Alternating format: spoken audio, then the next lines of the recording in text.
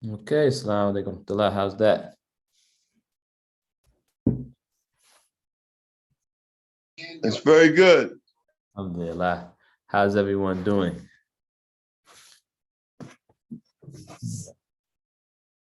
Switch around. Alhamdulillah. I'm well. Alhamdulillah. Shukran.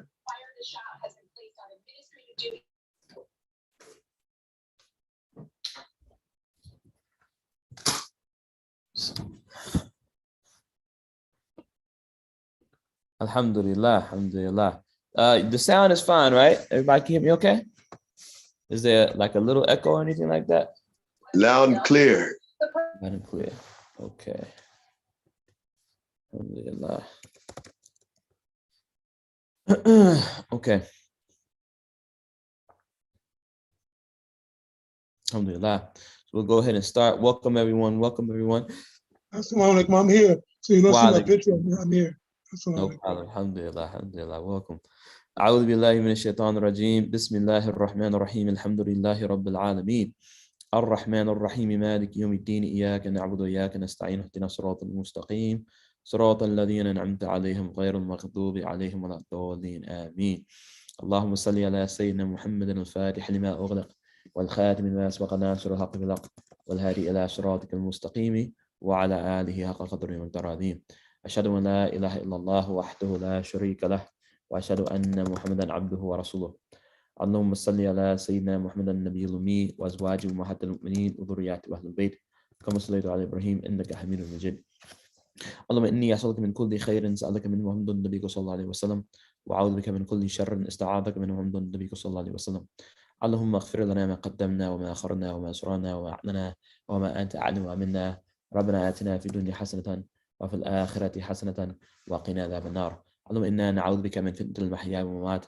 ومن فتنة القبر ومن فتنة المسيح الدجال ومن عذاب النار وشر المصير اللهم صل على سيدنا محمد رضي الله عن أصحاب رسول الله صلى الله عليه وسلم لا حول ولا قوة إلا بالله العلي العظيم لا حول ولا قوة إلا بالله العلي العظيم يا همة الشيخ احضرنا بهذا المحضر وتأتفي بنظرة تأتينا بظفر أما بعد الحمد لله الحمد لله Assalamu alaikum warahmatullahi wabarakatuh. Welcome everyone. Welcome everyone.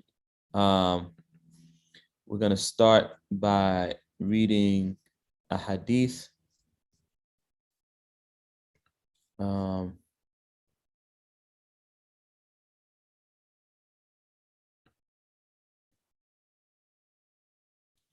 This is a hadith. There are a couple versions of it. I'm going to read.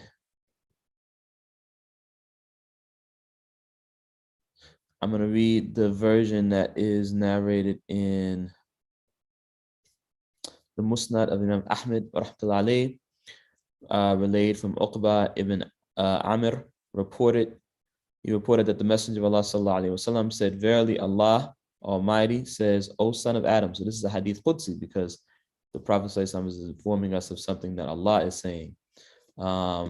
He said, Allah says, verily Allah Almighty says, O son of Adam, suffice me with 4 cycles of prayer at the beginning of the morning, and by them I will suffice you for the rest of the day. So this hadith is a reference to the duha prayer, and we've talked a little bit about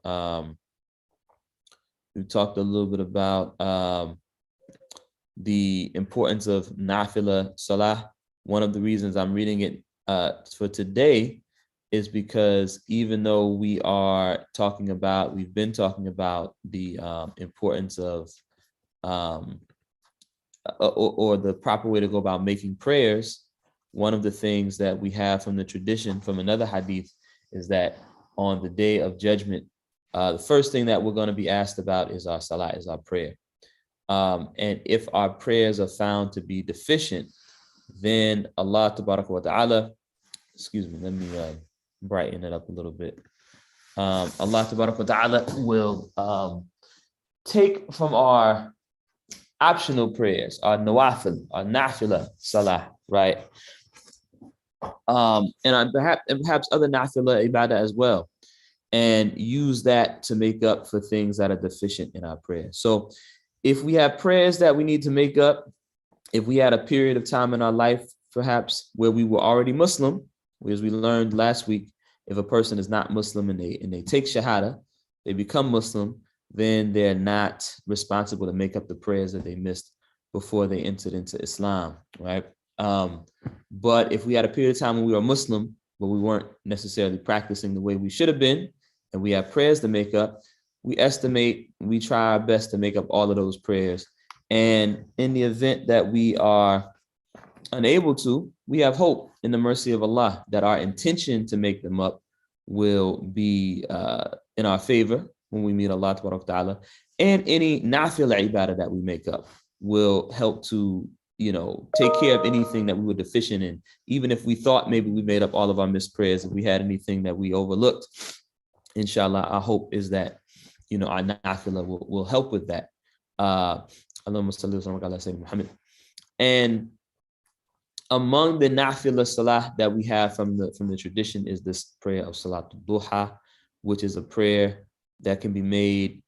Some of the scholars going from different ahadith, they say the minimum is 2 rak'ah, but we have other hadith that give us the sense that, like the hadith that I read today, where the Prophet ﷺ indicated that Allah Ta'ala is saying that, 4 rak'ah is perhaps the number that we should make our floor, our minimum, so to speak.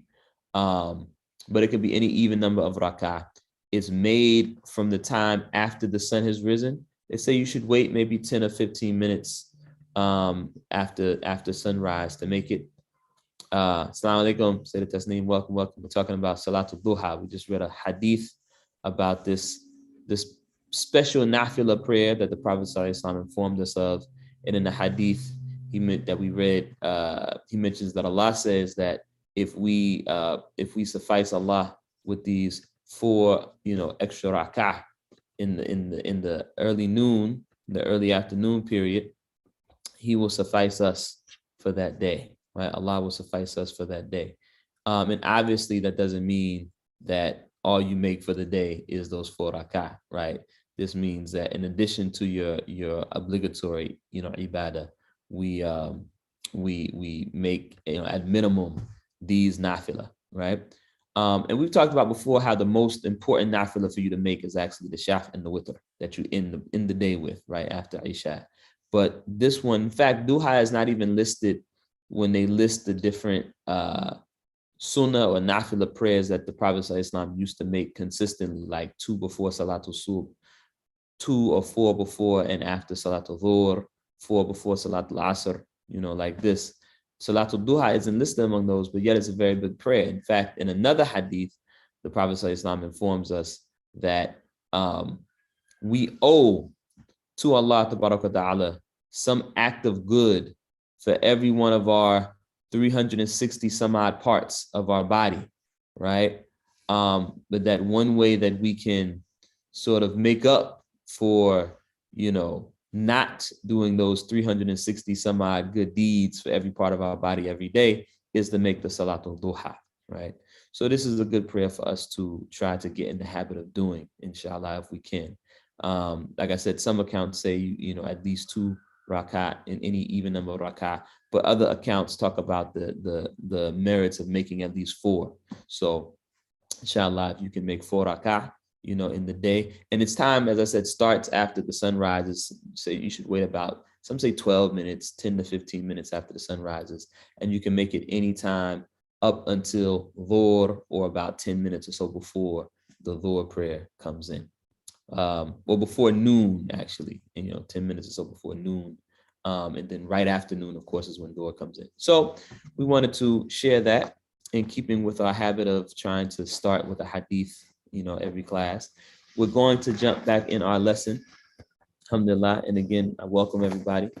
Try to keep this YouTube pulled up in case there are people watching on YouTube that may want to ask a question or something. Tayyib, Allahumma salli wa sallam ala Sayyidina Muhammad. So when we left off last week, I believe when we left off last week, we were talking about So we're talking about what to do, how you should go about making up missed prayers. As a quick recap, we said that if you don't have the ability, there's certain excuses that if they cause you to miss the prayer, you don't have to make the prayer back up. We said, for instance, if you don't have the ability to make ablution, practically speaking, even though we follow the Maliki madhab, which says that you can't find water, you use to make a tayammum, you use something where you can see the dust, like a rock or something like that. But we know Imam Shafi rahmatullahi has another opinion that everything has a thin layer of dust, this couch, this wall, and you can use that thin layer of invisible dust to make a tayammum, even if you don't see it. And so practically speaking, if you don't have the ability to make the tayammum according to Imam Malik, then you should make the tayammum according to Imam Shafi rahmatullahi. So you should always have the ability to make ablution to make your prayer in that sense. But still, the books, they tell you that if you don't have the ability to make ablution, then the prayer will not be binding upon you. Also, if a person slept, right, this would, if a person slept, when they woke up, they have to make the prayer that they missed, right? Even it wouldn't be considered a sin if you accidentally overslept. You took the proper precautions to make sure you woke up to make the prayer, but you overslept anyway. This would not be considered a sin, but you have to make up the prayer when you wake up. If you forgot to make Salatul Dhuhr, right? When you remember, you have to make Salatul Dhuhr, right? Laziness, you didn't pray because you just didn't feel like praying, right? Not only is this considered a sin, but again, you have to make up the prayer when you overcome the laziness and come to the prayer, and you'd be considered sinful for having postponed the prayer for no good reason. And also, if you made a mistake in the prayer and a mistake that would render the prayer invalid, and you found it out later, once you found out that the prayer that you offered was invalid, then you need to remake the prayer, Tayyib, alhamdulillah rabbil alameen. I'll share this. Well, let's say, for instance, you were in a situation where, you were praying, and you were praying behind someone, say you were praying behind a child, right, that you thought had reached the age of puberty. Technically, it's better for the adult man to lead the prayer, but let's say you're at a gathering, you're with someone else at someone else's home, and the child leads the prayer, right? If you were to find out that that child had not yet reached puberty, right, this is something that would cause the prayer to be invalid, and you would have to go back and make up that prayer, when you found that out, that the prayer, needed to be remade. So these were some of the things that we discussed last week.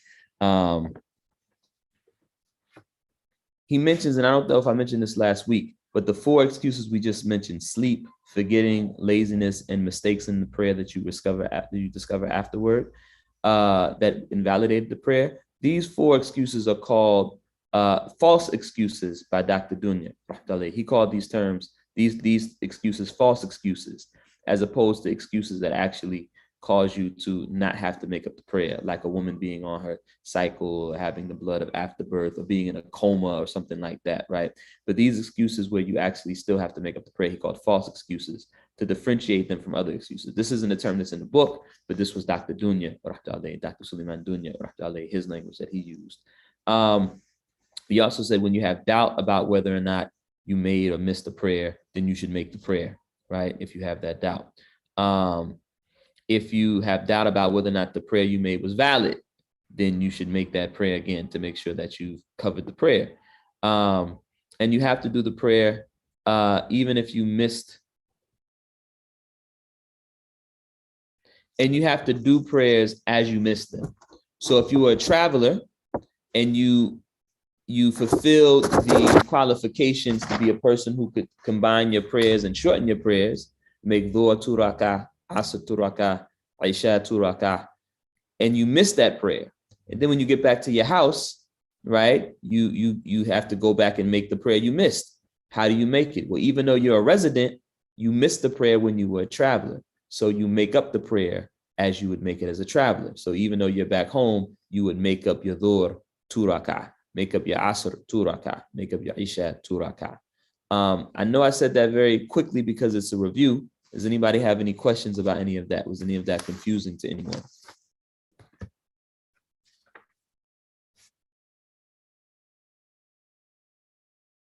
Okay, alhamdulillah. So we're going to continue with that lesson, and inshallah, we're going to finish this lesson today. Bismillah. So if you miss the Maghrib, so now they give an example. They're going back to more examples that demonstrate this principle that if you miss a prayer, you make it up the way you missed it, right? Let's say I'm a resident, I'm at my house, and I missed my Salatul Isha, right? I missed my Salatul Isha. Now I get on a plane. I go somewhere, I'm staying there for 2 days. While I'm there, I can make my prayer as a traveler. I can shorten my Dhuhr and my Asr, right? But in my Isha, but that Isha that I missed, when I go to make it up, and I should make it up right away, I make it as 4 rak'ah because I missed it when I was a resident, right? So now they're going on with more examples for that, inshallah ta'ala. If you missed the Maghrib prayer of yesterday, and you end up doing it in Dhuhr's time today, you missed Maghrib prayer yesterday, now today you're making it up, and it's Dhuhr's time and you're making it up. You should say the first 2 rak'ah of Maghrib aloud, right? Maghrib is a prayer that should be made aloud. You're praying it in Dhuhr's time. Dhuhr is made silently, right? The prayers that we make during the day while the sun is up, if you notice, Dhuhr and Asr, we make silently. The prayers that are done after sunset and before sunrise, Maghrib, Isha, and Subh, we make aloud. You make Maghrib because you missed it, but you're making it up during Dhuhr's time. How do you make it up? You make it up aloud, saying the first 2 rak'ah aloud, right? As you would if you made it in its normal time. An exception is if you missed a fard of the prayer, a fard aspect of the prayer, and you were sick and not able to stand. Your duty at that time was to sit. You want to do the fard, the thing that you missed, and you are now well. Should you stand or sit? You should stand. This exception is what belongs to the health. You should do the prayer according to your ability at that time. So to say it a little bit more, succinctly, inshallah, an exception is if you missed a prayer, and that prayer you missed, had you made it in its proper time, you would not have had the ability to stand. Let's say I was very sick, or let's say a person was very sick. May Allah protect us. But let's say a person was very sick and they were unable to stand up to make the prayer. So they had the excuse, they were allowed to pray sitting down, right? Let's say, to make it crystal clear, a person was paralyzed. They couldn't stand up. They sat down. They should still make their prayer. They make their prayer sitting down. Let's say they miss a prayer when they're in that state, and then they get well. They now have the ability to stand up. When they make up that prayer that they missed when they could not stand, they should make it standing up, make it the proper way. Because the only reason why they were given the allowance to pray sitting down is because they were sick. They didn't have the ability to stand. So if you make up that prayer, when you have the ability to stand, you make it standing. You make it in its proper way. Everybody follow me? Diet. If you missed the prayer when you were well, and when you went to do it, you were sick, you could make up the missed prayer at this time. You should do the prayer in the manner that you're able. So the other side of it, by the same token, if a person was well and they missed the prayer, and then by the time they got around to making up that prayer, they were sick, they couldn't stand up, they should still make up the prayer that they missed. And you just make it sitting down, if that's the only way that you can make the prayer, right? But you don't delay making up the prayer until you're able to stand up or anything like that. You make up missed prayers right away as soon as you can. Allahumma salli wa sallim ala Sayyidina Muhammad.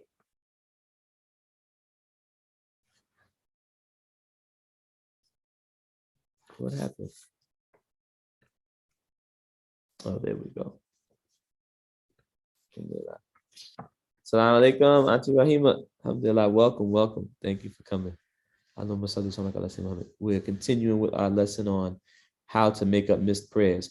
So now the author says, when you miss the prayer and it became overdue, you have to do it immediately, as soon as possible. Whether you are traveling or not, whether you're sick or not, you should not delay the prayer any longer, even if the prayer is done during prohibited times. This is an important point. Nothing prevents you from doing a fard prayer that you missed. So what do they mean by prohibited times? According to hadith, we're instructed not to pray while the sun is rising, like that moment while the sun is on its horizon to rise, or some say about from the time it starts to rise till about 10 or 15 minutes afterwards when it's finished rising, when it's fully arisen, and the time when the sun is setting, right? At the time when the sun is on the horizon setting, right? You don't pray during that explicit time. You wait until the sun is fully set, and that's when you make the Maghrib time. So it's considered prohibited to intentionally pray, like pray a nafila. There's no fard prayer, right? That is supposed to be made at that time, right? Unless you're making up a prayer that you're late for, right? Like you're making Salatul Subh or Salatul Fajr a little bit late, or you're making Salatul Asr a little bit late. Other than that, you don't make the prayer at the time when the sun is rising or setting. And according to some accounts, you also don't make the prayer when the sun is at its zenith, what they call true noon, when the sun is at its highest point in the sky. It's not necessarily 12 o'clock noon, but it's the real noon, when the high noon, when the sun is at its highest point in the sky. There's some difference of opinion about that. I believe, I think Sheikh Mai is of the opinion, Sheikh Muhammad Mai Sisi, that you should avoid the prayer that at that point. But with some say that in the Maliki school, they say that the reason why the Prophet ﷺ told the people not to pray at that time is because the reason why the Prophet ﷺ told the people not to pray at that time was because it was very hot, right? But to be safe, I follow the opinion of Sheikh Mai and other scholars who say you don't pray at that time, because this was also a time that we were told not to pray. In any case, so you don't pray at those prohibited times. There's a hadith where the Prophet ﷺ said the sun rises and sets between the horns of shaitan.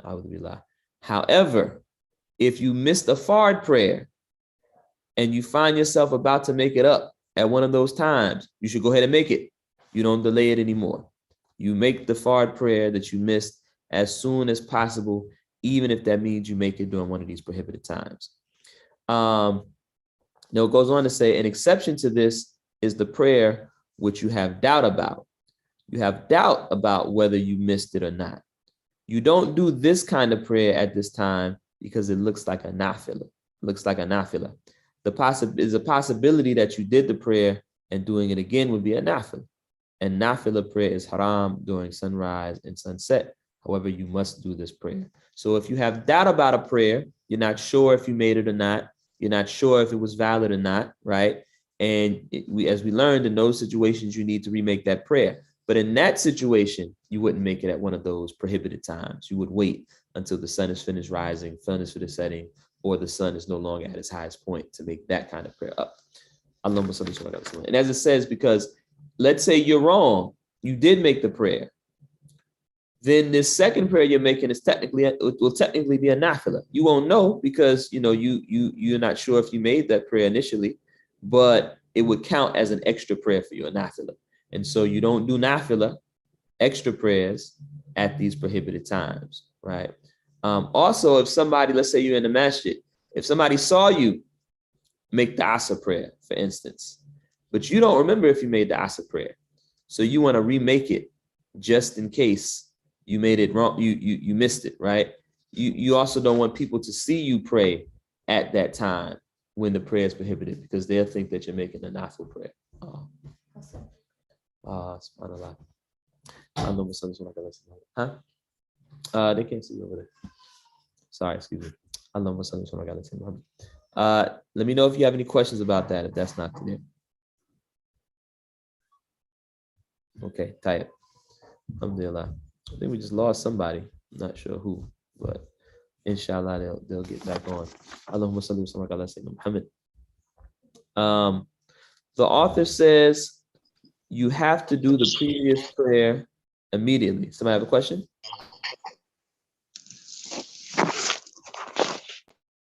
Okay. The author says you have to do the previous prayers immediately. However, he will give us some excuses after which you must spend all your time in doing these previous prayers. An excuse is the necessary time that you need for food and drink. Right? So what they're saying is there are some things that you can postpone making up a missed prayer for.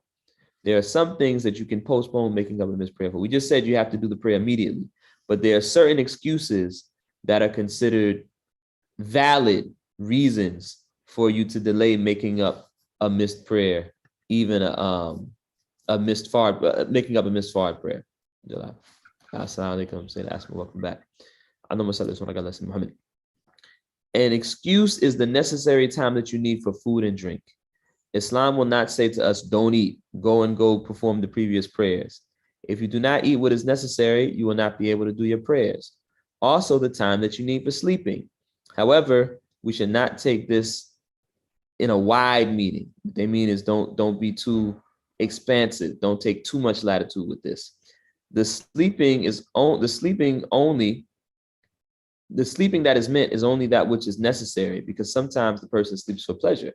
By necessary, we mean the sleep that you need for your health. If you do not get this sleep, you will become ill. But more sleep than this is not necessary. No, other excuses are for going to the bathroom and working to earn money to feed your family. So what do they mean by this? They're saying, let's say you owe some missed prayers, right? You got to make them up right away, whether it's a day of prayers or whether it's a year of prayers, right? But right away is relative to what you have the ability for. So that doesn't mean that you don't eat or drink until the year's worth of prayers that perhaps you missed gets made up. That's not realistic. That's not tenable, right?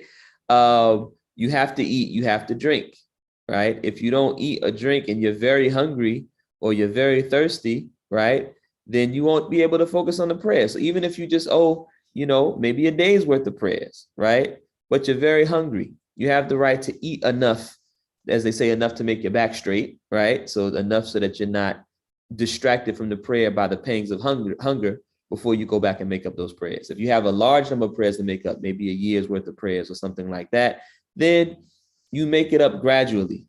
You don't sit and say, well, I'm going to make 30 rak'ah of prayers, right, in a night. Now, if you have the ability to do that and it's not a hardship for you, mashallah, but for most people, that's going to be a big hardship, right? So maybe you make up 5 prayers a day until you make up all the prayers that you've missed, something like this. You have the right to take time out to eat, to take time out to drink, to take time out to sleep, and take time out to go to work, because you got to work to make the money that you need to survive, to buy food, to pay for your rent, right, and what have you. And when they say only the sleep you need, don't take this in a wide meaning. What they mean is don't be lazy. You got prayers to make up. Okay, you got to get your night's sleep or the sleep that you need whenever you take your sleep to be able to keep yourself going. But you should still prioritize making up your prayers. You shouldn't say, well, I'm not tired, but I just feel like taking a nap. It would be better for you to say, well, let me take this time to make up some of those missed prayers that I got on my back to make sure I take care of those. In general, you should not make nafilah when you owe obligatory prayers.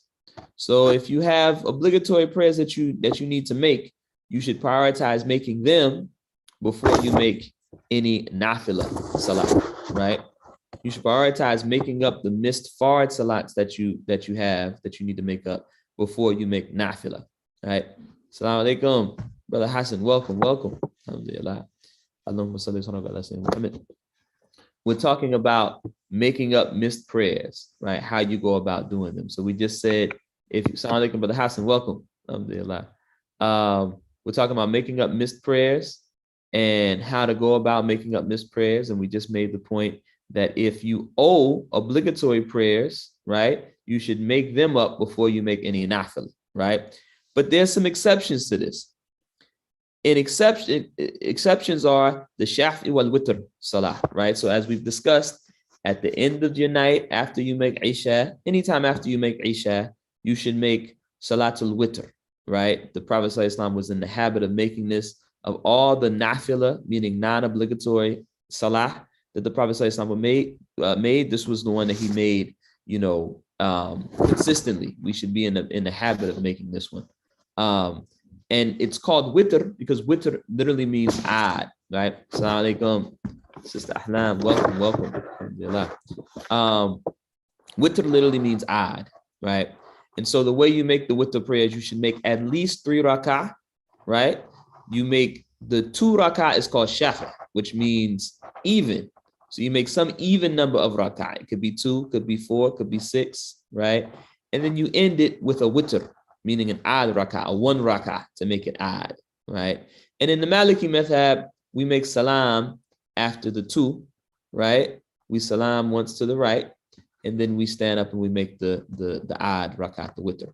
So this is a nafil ibadah that you have the right to make, even if you owe some missed fard salah. Let's say you owe, a month worth of fard salah, right? You don't have to say, well, I can't make shaf and witr until I make this month of fard salah up. No, you make your shaf and witr, but you still, make the fards up until you make all that you missed, inshallah ta'ala. Another exception they give is Eid Salah. You don't say, okay, it's the day of the Eid, but I owe so many fard Salah, I'm not going to go to the Eid. No, you go to the Eid and you make this nafilah, you make this optional, prayer that's not obligatory, but that has a lot of benefit with the community, Salatul Eid. And then, after that, you go back and you make up, return to making up the missed prayers gradually. Also, Fajr. Now, when they say Fajr here, they don't mean the Fard Salat that we make at the time of Fajr. In the Maliki books, usually they call that Salatul Subh. You can call it Salatul Fajr too. There's no harm in that. But Salatul Subh is what generally the Malikis call the prayer that you make in the morning at dawn before sunrise. And the 2 rak'ah sunnah or nafilah that you make before you make that Fard is what they call Fajr. Right? Sometimes they call it Fajr, or actually they call it Raghiba to Fajr, right? So sometimes you hear it called Raghiba, sometimes you hear it called Fajr, sometimes you hear it called Raghiba to Fajr, but that's what they mean. If you want to make those 2 rak'ah before you make the Fard Salat of Subh, you can do that even if you have some missed Fard Salats that you're going to have to go back and make. And the Prophet ﷺ said in one hadith that to make these 2 rak'ah before the Fard prayer of Salatul Subh is more beloved to him than everything the sun rises upon, or something like that. I don't have the hadith in front of me, I'm paraphrasing, but he talked about it being a very meritorious, very beneficial prayer. So these are some nafilah that you can make even if you owe missed prayers. I would also say, if you want to make Salatul Tarawih during Ramadan, right? You have the right to make the Salatul Tarawih, to take advantage of making that behind the imam, even if you have some Fard Salat that you're still gradually making up, right? Some might say that it's better to make the Fard Salat, instead of making the Tarawih because it's optional. But the Tarawih, like the Shaf and Witr, like the Eid Salat, like the Salatul Raghiba, this is a very beneficial nafilah that you can only make at a specific time, right? You can only make the tarawih at a specific time, at the nighttime during Ramadan, right? So if you want to make that, you can make that, right? That's one of the questions I remember asking Sheikh Amin once. And he said, yeah, you have the right. It's permissible to make the tarawih salat, even if you owe some fard salats that you have to make up. I see a couple questions in the chat. I'm going to get to them very soon. I just want to finish this section because we're almost done. Also, you are permitted to make nafilah when you have a previous obligatory prayer, when you must work to earn money for your family to eat. Here they're just saying that, we already said this actually, that if you need to work to make money for your family to eat, you can do that. And that is considered a nafilah, right? Actually, for your family to have the basics of what they need to survive is considered fard, for you to work for them to have that, right? So if you don't go to work, and going to work is what allows you to keep a roof over your family's head and food in your children's mouth, then this is a fard. You have to do this, and you can approach it as an act of ibadah, right? The author says, when you remember that you did not pray Dhuhr or Maghrib during the time of Asr or Isha, respectively, the Asr and the Isha are canceled. We talked about this. I'm gonna restate it in a little bit. Because Dhuhr and Asr share in times with Maghrib and Isha, it is necessary for Dhuhr to be done before Asr and Maghrib to be done before Isha, so long as they are done in their proper time. If you make Dhuhr and Asr of last month, you can make Asr first and Dhuhr second, and your prayer will be valid, but you will be punished. So this is another review, but it's giving us a little bit of new information, clarification. Dhuhr and Asr share a time. Now, I explained this before, but I know we have, alhamdulillah, some people that weren't here when we explained it before, so I'm going to try to explain it again. Dhuhr and Asr share a time, right? And Maghrib and Isha share a time. What we mean by that is when we looked at the times of prayer, your Dhuhr Salah, right? The obligatory time of Dhuhr starts when the optional time of Asr begins, right? So as we discussed, prayers all have about 3 different times. They have the optional time called the waqt ikhtiyari, where you have the right to, where you can pray right away, or you can wait a little bit. Like when Dhuhr first comes in, you can pray right away, or you can wait 10 minutes, 15 minutes, 20 minutes, and it's no harm, right? Then you have the waqt dururi, the obligatory time. That's the time at which you no longer have the right to postpone the prayer. You should pray right away, pray right away if you have not already prayed. And for Dhuhr, that time begins when the optional time of Asr begins. The obligatory time of Dhuhr begins when the optional time of Asr begins. So once Asr comes in, if you haven't made Dhuhr yet, you should pray Dhuhr straight away, right? You no longer have the right to postpone it. And then you have the qadha time, which is the late time where you're making the prayer up, right? And so the qadha time for Dhuhr and Asr begins when Maghrib comes in. The way they say it is the obligatory time of Dhuhr ends when it's just enough time to make 4 rak'ah for Dhuhr and 1 rak'ah for Asr.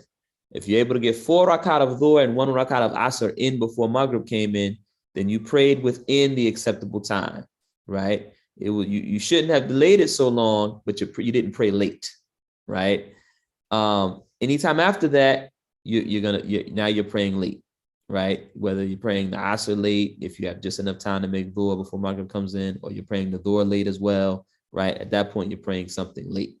So it's a quick recap. If it's confusing, let me know. We can talk about it a little bit more in the question and answer session, but that's a review of a section that we've already covered. Allahumma salli ala Muhammad.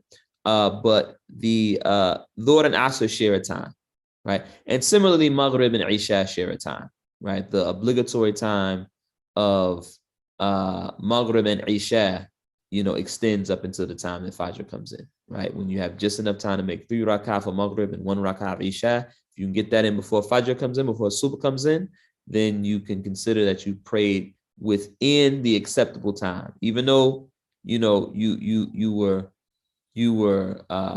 was problematic that you waited to the last minute, right? And there may be some kind of sin accrued for that, but still you can say that you got the prayer in its acceptable time. So that's the first thing. Dhuhr and Asr share a time, Maghrib and Isha share a time. Now, because of that, Dhuhr and Asr need to be prayed in their proper order, and Maghrib and Isha need to be prayed in their proper order.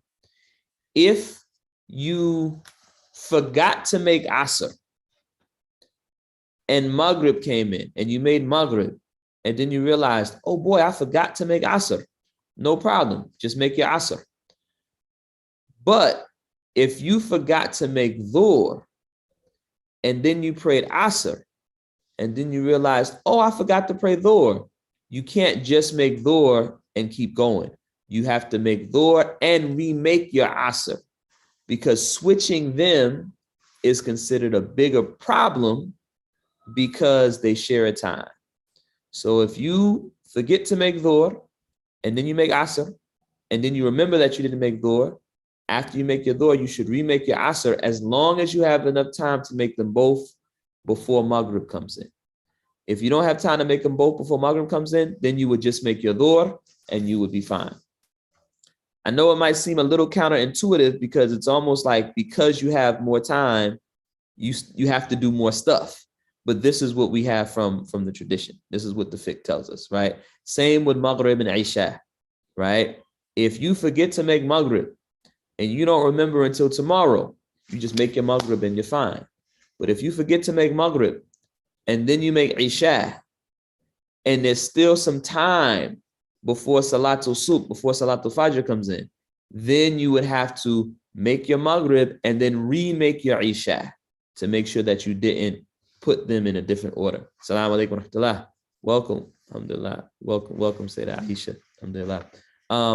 So there's a little bit, there's like 2 more paragraphs, short paragraphs, but I'm seeing a bunch of questions.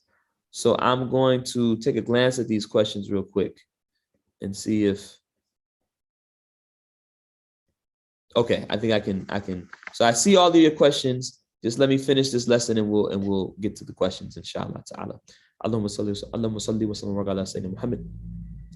So if someone did not pray Dhuhr and Asr, and just to recap, to make it more clear. So now that I've explained it, I'm going to read the sentence as it is in the book one more time. The author says, when you remember that you did not pray Dhuhr or Maghrib during the time of Asr or Isha, respectively, the Asr and the Isha are canceled. Because Dhuhr and Asr share in the time, and Maghrib and Isha share in its time. It is necessary for Dhuhr to be done before Asr and Maghrib to be done before Isha, so long as they are done in their proper time, right? What do they mean by so long as they're done in their proper time? They mean if you're praying Maghrib, if you're praying the Dhuhr or the Asr late, right? If Maghrib has come in, then you don't have to remake your Asr if you forgot to make Dhuhr and you had to make up Dhuhr, right? And Maghrib has to be done before Isha so long as it's in its proper time, right? So long as you're making them both before Fajr comes in. If you make Dhuhr and Asr of last month, then you can make Asr first and Dhuhr second. So once the time of the prayer has gone out, then you have the right, I won't say you have the right, but if you make the prayers out of their proper order, it doesn't invalidate the prayer if the time of the prayer has already gone. So if you missed Dhuhr and Asr last month, you can make Asr first and then Dhuhr second, right? And the prayer will still be valid. It will still be considered a sin if you intentionally pray the prayers outside of their right order, but it will not invalidate the prayer. Now, the last couple of parts of this lesson.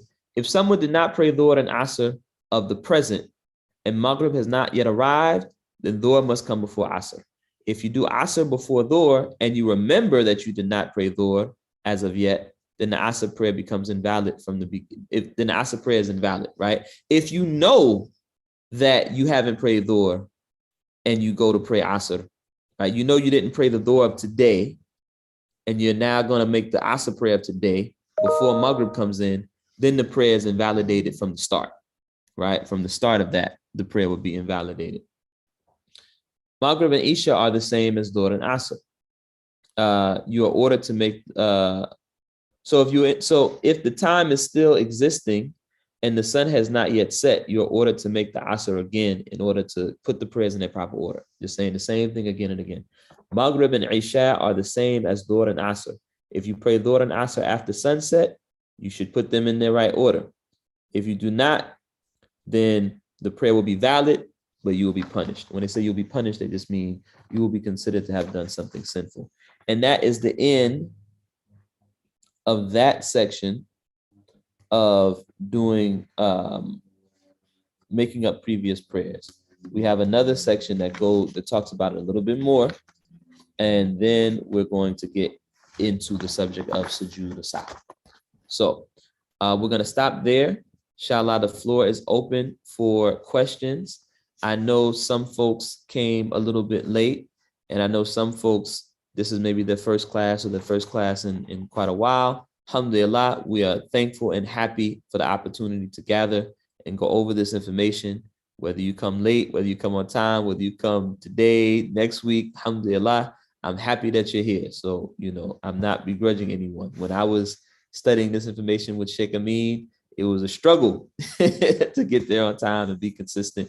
And, alhamdulillah, Sheikh Amin was patient with us, but I know because of that, some of this information may be a little confusing. So feel free to ask questions if you're lost about anything or you need me to clarify, because everybody else will get a chance to review. And also now the classes are up on YouTube, right? The classes are up on YouTube, so you can go back and check them out. If you go to the Ruhul Adab group YouTube page and look for the Maliki Fiqh class. Alhamdulillah. I just want to say that again because I know we lost somebody for a second. Feel free to ask any questions if anything is unclear. And also, we now have the classes up on YouTube. If you go to the Ruhul Adab group, the YouTube page, you'll see, the classes of the weekly Maliki Fiqh classes. And I keep forgetting to make it a playlist. I'm going to do that to make it a little more convenient. But even if you go before I do that, you'll still be able to access the classes and find them. So feel free to go back and look at previous classes if you need to review anything. Tayyib, alhamdulillah, we're going to jump into the alhamdulillah. No problem, Sister Ahlan. We're gonna do a refresher, inshallah ta'ala. Tayyib. So feel free to ask questions. You can type them in the chat, or you can raise your hand and take yourself off mute and ask it that way.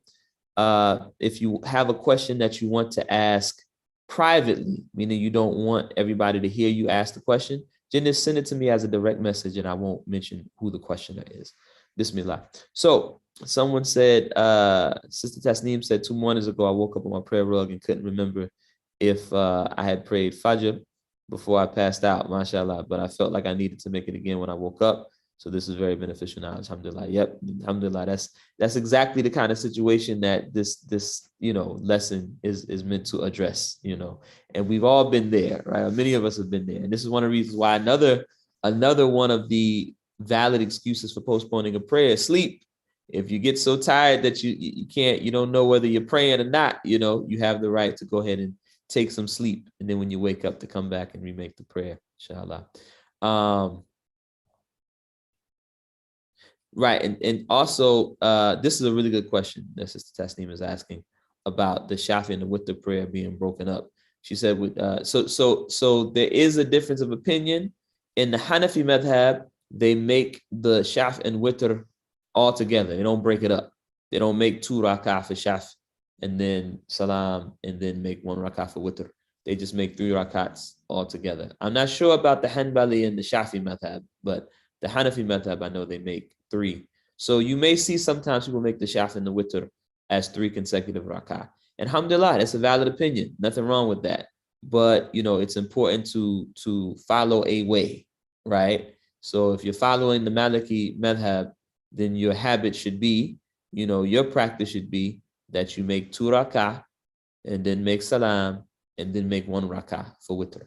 But if you've been making it as 3 rak'ah before now, alhamdulillah, it's no problem. You still get the reward, inshallah ta'ala.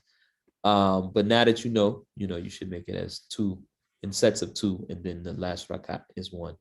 Brother Hassan asked, is the Shaf and the Witr made only in the time after Isha? I see. Or can we make it after Aghiba? So the best time to make the Shaf and the Witr is after Isha, right? Sayyidina Abu Bakr, radiallahu ta'ala, he would make it in the earlier part of the night.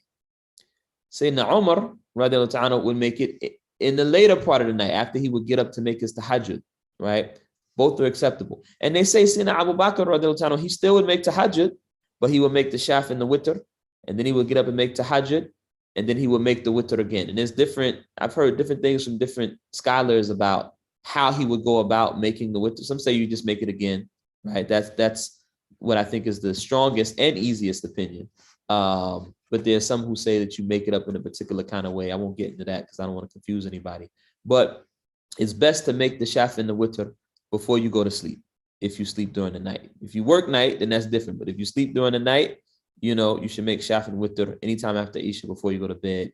But you have the right, if you're going to wake up to make tahajjud, you have the right to wait. And when you wake up and make tahajjud, make it after you make tahajjud. That's great. That's perfectly fine. Now, what happens if you didn't make Salatul Witr, you didn't make a Shafi wal Witr, and you went to sleep and you woke up and now, Fajr is in, Salatul Subh is in. Can you make it? Yes, you still can make it. As long as you make it early enough that you're still making Salatul Subh in its good time. right?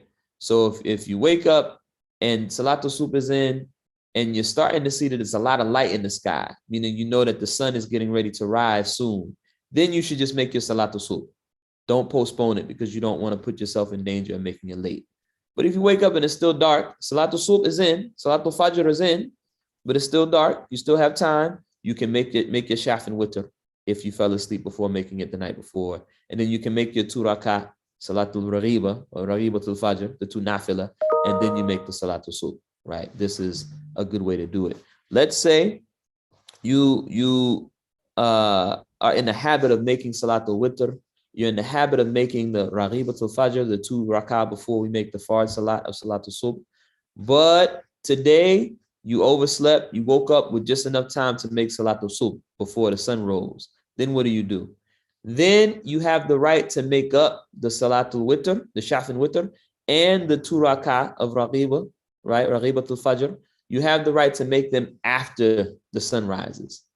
You know, you make your Salatul Subh, you let the sun rise, you wait 10 minutes or 15 minutes, and then you can make the Salatul Shaf and Witr and the Salatul Raghiba. You can make them up, right, during the time of Duha, which was what we started, this class reading the hadith about Salatul Duha. You can make it in that time. So you have the right to make it up in that time after the sun rises. We have another question. This is a private message, so I'm going to read it silently. Well, okay. So I won't say who typed it in case they wanted it to be, private, but I'll read the question. Someone said, could you go over, according to the Maliki madhab, the number of rakats, for example, in Salatul Subh, Salatul Dhuhr, how, I'm not sure what they mean here, before and after.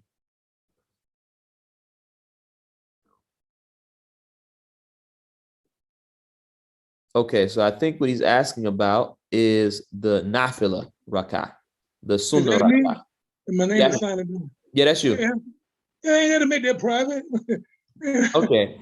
Alhamdulillah. I figured you didn't mind, but I still wanted to wait. I thought you said the right question. So is your question about the sunnah prayers that you make attached to each? Yeah, because I got so many Maliki books. Some of them say something different. Yeah. So what's the universal? So there isn't a universal in the sense that there's a couple of different opinions, right? So all the scholars say that it's good if you make 2 rakah before, or as far as I know, they all say it's good if you make 2 rakah before Salatul Subh, right?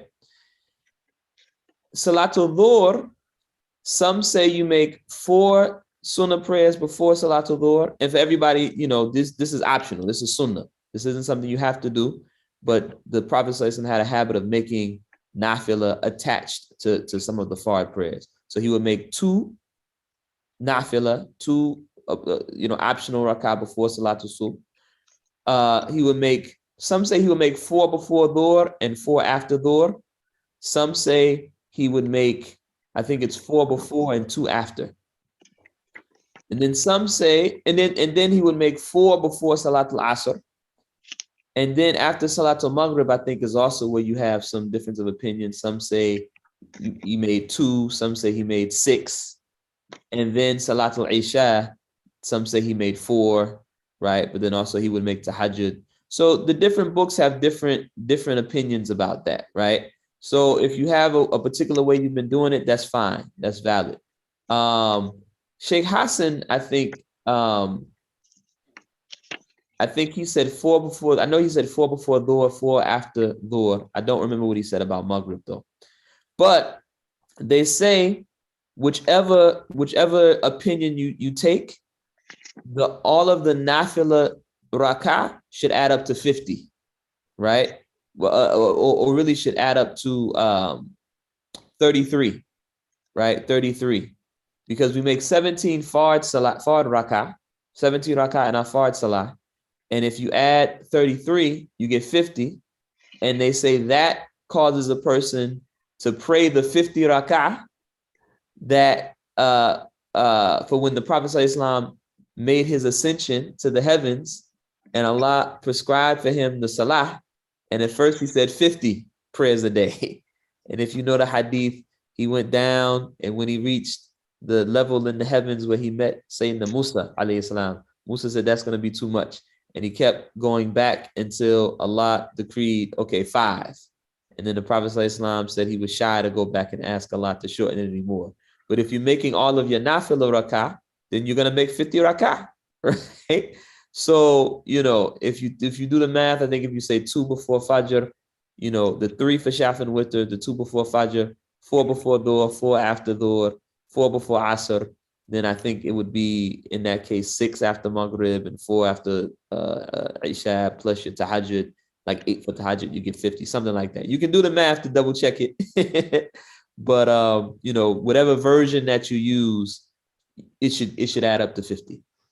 But you don't have to do all of that, right? You could say, I'm going to make sure I do 2 rakah before my Salatul Subh every day. I'm going to make sure I do my Salatul Witr. And I'm going to make sure I do 2 rakah before Dhuhr every day. Alhamdulillah. As long as you're doing the fard, any nafila that you do consistently is alhamdulillah, is great. But the most important one is that you make the shaf and the witr before you go to bed, inshallah. Alhamdulillah. Sister Ahlam, she said this is her first class. She already confused. Alhamdulillah. We are definitely going to review. So we have previous classes up on the YouTube page. We also are nearing completion of the book. This is our second time going through the book, right? With this group, with this class. Inshallah, we're gonna go through it again. I think we'll probably finish maybe by like end of February. So for the month of Sha'ban, inshallah, which is gonna be about the month of March, we're gonna start the book again. So if you plug it in now and you're a little bit confused, don't worry. If you're able to come consistently, we're gonna go back through all of the lessons. And you have the YouTube, videos to go back and kind of review things as well, inshallah. So, and this is a good time to say, this is a great time for people to plug in. And I encourage people, if you start now, if you begin attending the classes and you miss a class here or there, then you can go back on the YouTube and get caught up. Because my hope is that, inshallah ta'ala, once we go through the book a third time, that we'll have some folks who feel who've gone through the information to where maybe we can talk to Sheikh Amin about ijaza, inshallah ta'ala. Because my hope is that people who study this information will be able to get the permission to go and teach it. And just for people who are new, the way my teacher taught me, and I'll say this too because I know some people are new, the information that we're learning is information that I learned from our teacher, Sheikh Amin Abdul Awal. He, in turn, learned it from Dr. Suleiman Dunya, rahmatullahi, who was one of the most prestigious and renowned scholars of his time in the 20th century. He was an Egyptian scholar who was one of the leading scholars of Al-Azhar. He was one of the world's foremost experts in theology, right? He was an expert on Ghazali, one of the foremost scholars of theology. And what they call Islamic philosophy. So the history of ideas attached to people like Ibn Sina and Ghazali and all of that. He wrote extensively about those things. But he was also one of the leading scholars of the Maliki madhab, right? And toward the end of his life, he decided to come to America. People in Egypt discouraged him from doing that, but he said, no, I want to come to America. He saw that as like the next frontier of Islam. And when he came, the people that he really prioritized and engaged and focused on teaching and empowering were the, African-American, Latino, working class Muslims of New York City, predominantly African-American. I'd say Latino because I've encountered a few of them as well, but mostly African-American, mostly working class Muslims of New York City and of New Jersey is who he really prioritized. And his top student during his time in America, I think he stayed maybe for about a decade, maybe a little longer. His top student was Sheikh Amin Abdul Awal. And he taught him the information from a book called Ashar as-Saghir. Ashar as-Saghir, which is a high-level Maliki Fiqh book that they use on the graduate level at Azhar, written by a scholar named Sheikh Ahmed Dardir, radiallahu anhu, who's another, famous scholar from the 18th century. He was known to have, there are miracles attached to him where, the governor of Egypt at the time was keeping the food away from the people so that people were hungry. And Sheikh Ahmed Dardir, radiallahu anhu, he led the people to the gate where they were holding the food, holding the granaries where they were holding the food, the wheat and whatnot, and he made dua, and the locks of the door fell off. And then they went through the door, and there was another door behind it, and he made dua, the locks of the door fell off. So he was a big scholar of Maliki Fiqh, a big scholar of Aqidah, big scholar of Tasawwuf, and he wrote this book, Ashar as-Saghir, and this is the book that Sheikh Amin studied with Dr. Suleiman Dunya. And the way they studied it, they didn't go through the metan line for line. You know, this is something that even scholars of people who have a high level of Arabic find it difficult to go through it in that way. Dr. Dunya, he felt it was important to make sure he empowered people here to be able to lead and teach themselves. So he focused with Sheikh Amin on the content and taught it to him in English. And he focused on the subjects that he felt were most necessary for us in this part of the world.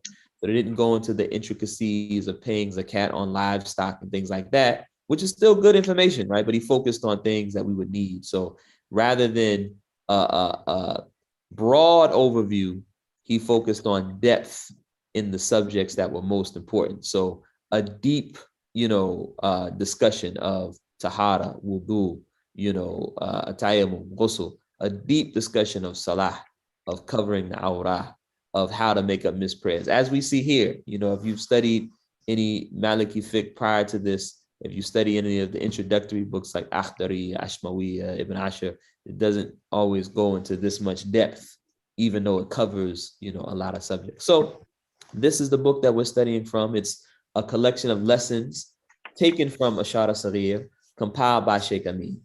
And the way I studied it is that I took my notes, and Sheikh Amin told us to take notes. And when we felt like we had a subject strong, like we had the notes on wudu, the notes on ghusl, the notes on sujood saw, how to fix a problem, a mistake you made in the prayer, I showed him my notes, and he would say, okay, you got that lesson. You got that lesson. This one, you almost got, but this is correct this.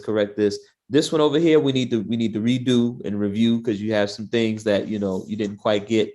And once he felt that I understood the material holistically, he gave me the ijazah, the permission to go teach it. So this is how I'm teaching. So I encourage you all to take notes. Take notes. Nobody yet has come to me and said, here's my notes on wudu, or here's my notes on salah. How am I looking? So I'm hoping that when we go through the book this third time, some of you will do that. And inshallah ta'ala, we can talk to Sheikh Amin and see if we can keep this line going. This is an isnad, a silsila of knowledge that we should all find dear to us, because this is one of the only, chains of transmission that goes back where, we had someone from our own, context back in the late 60s and the 70s, right? So in the 1970s, who got the ijazah from Dr. Suleiman Dunya, who's one of those rare people from the Muslim world who came to America specifically for us. You hear people say, why did nobody from the Muslim world come? Well, somebody did, right? A couple people did, right? People like Sheikh Hassan Sisi, right? People like Sheikh Suleiman Dunya. So this is preserving this line of knowledge is very important to me. And I hope other people will take it up as well, inshallah. Tayyib. Alhamdulillah. So we'll continue. But yeah, it's a good time to plug in and just take notes, and anything that you missed, we're gonna get back to. We're gonna cover. We're gonna review everything. Just be patient, inshallah ta'ala, and we'll get to it. And also, if you have questions about specific things, you can ask them, even if it's about a lesson that we haven't covered yet, or we covered a long time ago, because I know, practically speaking, sometimes you have questions that you need answered. Sometimes you can't wait until we get to the section on wudu because you got a question about wudu now. So that's okay. You can ask it. Tayyip, let's go continue with the questions. Said Asma said, you spoke of the name after Fajr.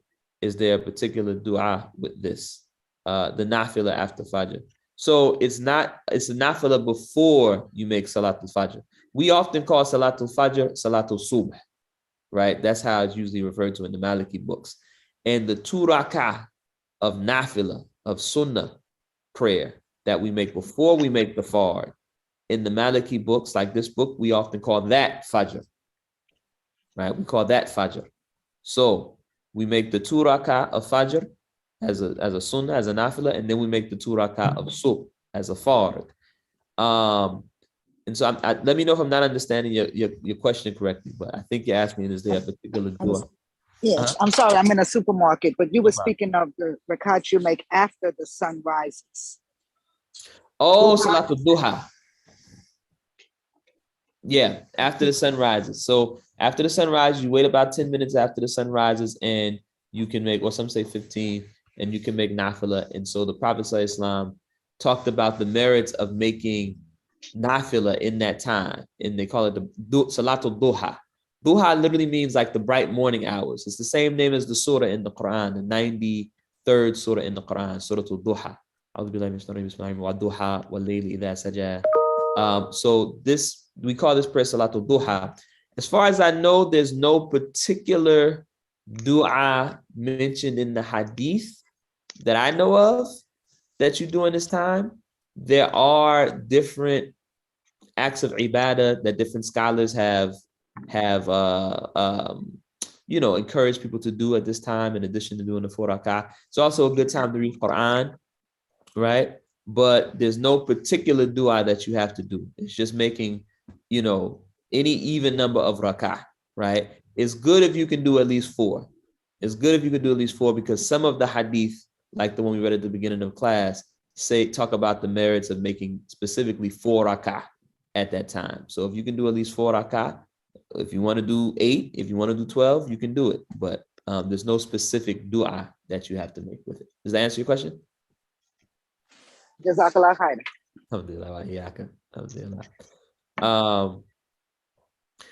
So Brother Hassan, you said you were of the impression that they were the last prayers of the night. So when we talk about the Shaf and Witr, they should be the last prayers of the night. That's correct. But different people's nights in the different times. Some people night, Isha come in, they make Isha, and 8 o'clock they in the bed, so their night ends at 8, so they make it before they go to bed. Some people, they might stay up later. Some people, they might make Isha at 8, and then, some people might stay up or go to sleep and wake up later to make a tahajjud, and then they can make Shaf and Witr after that. All of that is acceptable. All of that is acceptable. What I was saying, though, is that if you plan to get up for tahajjud, you have the right to wait and make Shaf and Witr after you make tahajjud. Tahajjud is just nafil prayer that you make after you've gone to sleep. You wake up late in the night, early in the morning before Fajr comes in, right?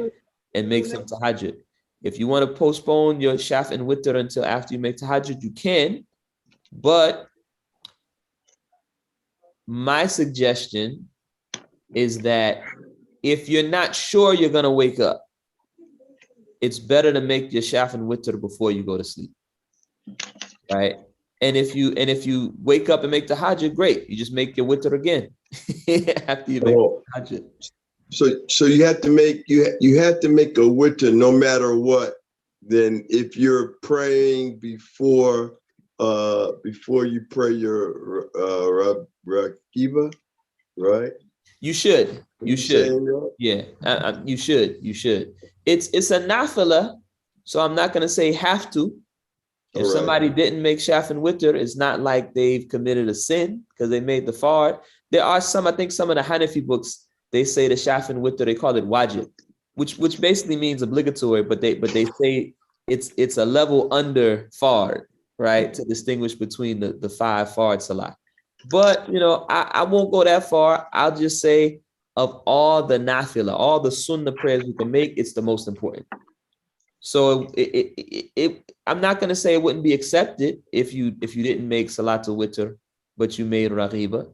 But it doesn't make sense to do that, to omit the thing that's more beneficial for the thing that's not as beneficial, or the thing that's more emphasized by the Prophet ﷺ for something that's not as emphasized. You follow what I'm saying? Yes. So my advice would be prioritize making your Shaf and Witr. So I have a follow-up question then. Sure. Okay.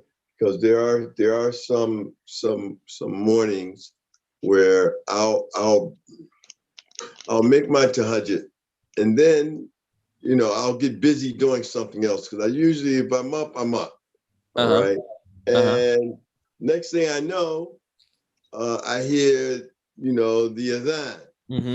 So then I rush and I make my shafi and witr, you know. All right. Am I still within the allowed time, or am I doing something that may be prohibited? So when do you end up making the shafi and witr in that scenario? Say it again. Okay, so I let's say I get up for tahajjud. Now I'll just give you an arbitrary time, say 3:30, right? And I'll pray, you know, 2 and 2, or if I'll do something like the salat tasbih. I got you. Right. Yeah. And then I get busy doing something else. Sometimes I read or write or something like that. And next thing I know, I'm hearing the adhan for Fajr. Then I'll rush and do my 2 and my 1. That's correct. That's good. Even though I heard the adhan? That's fine, because like we said, you can make the shaf and witr after the adhan for Fajr, after the adhan for Salatul Subh. But you should just make sure that you don't postpone it to where you're making the Salatul Subh like when it's getting to be late, right? So what you just explained is great, you know, mashallah. You explained is great. But the problem would be if you looked up or woke up and now you see there's a lot of light in the sky. The sun hasn't risen yet. You still can make Salatul Subh before the sun comes up, but it's getting close. In that situation, you should make the Salatul Subh straight away. Don't make any nafila beforehand. But as long as you can make it before you get to that point, you have the right to make it after the adhan for Fajr. That's totally fine. And like I said, and I don't want to mislead or confuse anybody. Sayyidina Abu Bakr, radiallahu anhu, some of the hadith suggest that he used to make shaf and witr before he went to bed, right? Before he went to bed and then got up for his tahajjud. With Sayyidina Umar, radiallahu anhu, Umar al-Khattab, radiallahu anhu, he would wait and make his shaf and witr after his tahajjud, like what you explained, basically, right? They're both good. If you follow the example of Sayyidina Umar, radiallahu anhu, may Allah bless us to be among those who follow the example of Sayyidina Umar, radiallahu anhu. Like, you know, that's a high level, it's a lofty level. But the scholars say what Sayyidina Abu Bakr radiallahu anhu did is an even better example. But they're both amazing, awesome examples, right? So you know, part of it is about, you know, if you're a person who, if you make the shaf and witr before you go to bed, it's a little bit safer because you know you got it in, right? But if you want to wait and make it after you make the tahajjud, even if you wait till you hear the adhan for Salatul Subh, that's still acceptable. SubhanAllah, because that's what Sayyidah Khadija does. She does her, after she makes her isha, she'll do her nafil, and then she'll make her witr, her shafi and witr, and she doesn't get up again until she gets up. Nah, alhamdulillah. And that's there's blessing in that. So both of those ways are good, you know. Alhamdulillah. Can I ask a question outside of the subject, or would you rather wait? You can ask a question outside the subject, but let me get to this one one last question in the chat. Oh, alhamdulillah. This is our sister is mentioning that she's kind of on the fence about the Maliki, taking the Maliki madhab. Let me just read the whole. So, Allahumma salli ala sayyidina Muhammad. All the madhahib are good, right? Any madhab you study is good. You have the right, you can follow it. Many people only have the opportunity to learn one madhab, right? Whether it be because that's who they found a teacher and they stuck with the teacher who taught that madhab, or they did what they were taught to do in their household, you know. Sometimes you get the opportunity to study multiple madhahib, and that is good, right? Sometimes my teacher, Sheikh Amin, may Allah preserve him, would say, you know, you really can't master more than one madhab, right? And I think he was saying that because some people have the notion that if you just study a cursory study, just a basic introductory study of all the four madhabs, you now know all the madhabs, and you can, you like the mujtahid. You just can you know it all, can do what you want to do. And he wanted to make it clear to people that that's not the case, right? That to master any one madhab might take you a lifetime, right? But I would say if you have the opportunity to study a madhab, maybe for a couple of years, you can probably, if you're a serious student, get a firm foundation in that madhab. And it's fine if you want to then pursue the study of a different madhab, right? So there's no harm in studying multiple madhab, In fact, it's good, Sheikh Amin, Sheikh Muhammad Umayy, Imam Sheikh Tijani Sisi, our teachers in Senegal, all of them have some knowledge of all of the madhahib. You ask Sheikh Amin a question, he'll say, well, this is what the Maliki madhab says, but this is what the Hanafi madhab says. You ask Sheikh Maya a question, he'll say, well, this is what the Maliki madhab says, but this is what the Hanbali madhab says, right? And they all operate in a way where they respect all the madhahib, and if there's an opinion in the Maliki madhab that you can do A or B, but the opinion in the Shafi madhab is that you should do B, they will often do B so that they will be sort of respecting or giving due respect to both madhahib, right? Both schools of thought. So even if a person is practicing the Hanbali madhab or the Hanafi madhab or the Shafi madhab, you have the right to study the Maliki madhab, and we welcome everyone, right? Now, for people who, and this doesn't apply to everyone here, but for people who are following the Tijani, spiritual path, and who follow the leadership or have a connection to the scholarship and the leadership of Sheikh Muhammad Umayy Sisi, Imam Sheikh Tijani Sisi, the Imam of Medina Bai, their brother Sheikh Hassan Sisi, Sheikh Ibrahim Niyas, these big scholars who, if you've been coming to the classes, we refer to them often, right? They followed the Maliki madhab.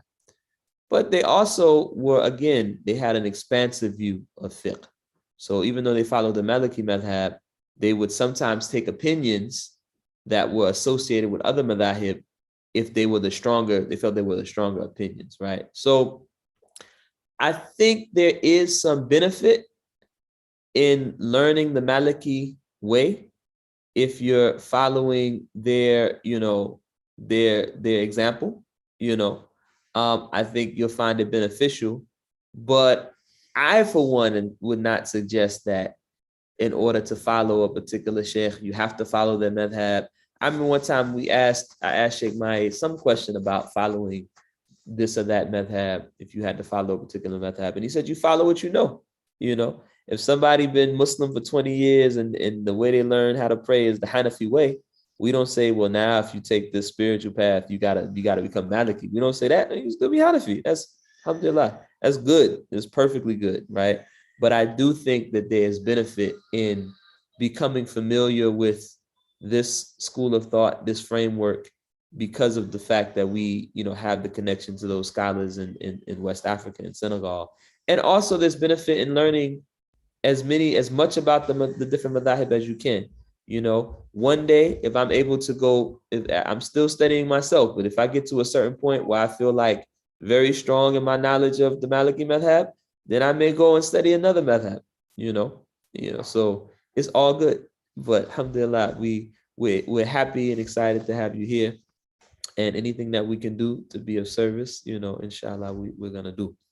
I see one more question here in the chat. Someone said, is there any hadith that give permission to make dhikr or using dhikr beads? Alhamdulillah, jazakallah khair. Thank you for your dua. But the question is, there any hadith that gives permission to use dhikr beads? This is a good question. And after this, we'll come back to your question, Hassan, and that might be the last one because we almost at 10:30. But so the dhikr beads, great question. Allahumma salli wa ala sayyidina Muhammad. As far as I know, there's no hadith that says the Prophet ﷺ used beads to make dhikr. right? There's hadith of the Sahaba using rocks and stones, right? And the fact that there's hadith of the Sahaba using rocks and stones, I would say is a proof that that's permissible. The Prophet ﷺ never said it wasn't permissible. He did, however, tell one Sahaba who we saw finding using rocks and stones, he didn't say what you're doing is haram, but he said, I'll show you a better way. And he taught that Sahaba, you can use your fingers. You're saying subhanallah 33 times, you say 3 times on this finger, 3 times on this finger, 3 times on this one, 3 times on this one, 3 times on this one. You do that twice, you get 15. You do another 3 times, you get 33, right? So and this is something that you see all the Muslims doing, right? So the question becomes, if the Prophet ﷺ never used beads, and when he saw his companion using rocks, he gave him another more convenient way, right? Then why do we use the beads? So this goes into the question of how do we determine whether or not an act is permissible? Now you have people today that they often refer to themselves as Salafi, people who follow the manhaj of Salafiyah. They say they're following the Salaf Salih. Salaf Salih just means the righteous ancestors, the early generations of Muslims, right? But those of us who follow madhab, we're following the early generations of Muslims, right? You can't say Imam Malik was not following the way of the Salaf Salih, right? But some of the people who call themselves Salafi, and I'm not saying they call themselves Salafi to speak ill of them. I'm saying this is the term that they often use for themselves. Sometimes people will refer to them by other terms that they wouldn't embrace. They may call them La Madhabis, or they may call them Wahhabis, right? But, the Salafi people, the people who call themselves Salafi, they will say, well, there's no proof that the Prophet ﷺ used beads, no dalil, so we shouldn't use beads. You shouldn't use beads.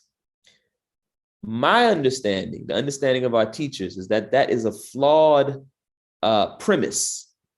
That starting from that place is flawed, to say anything that the Prophet ﷺ didn't do, we can't do.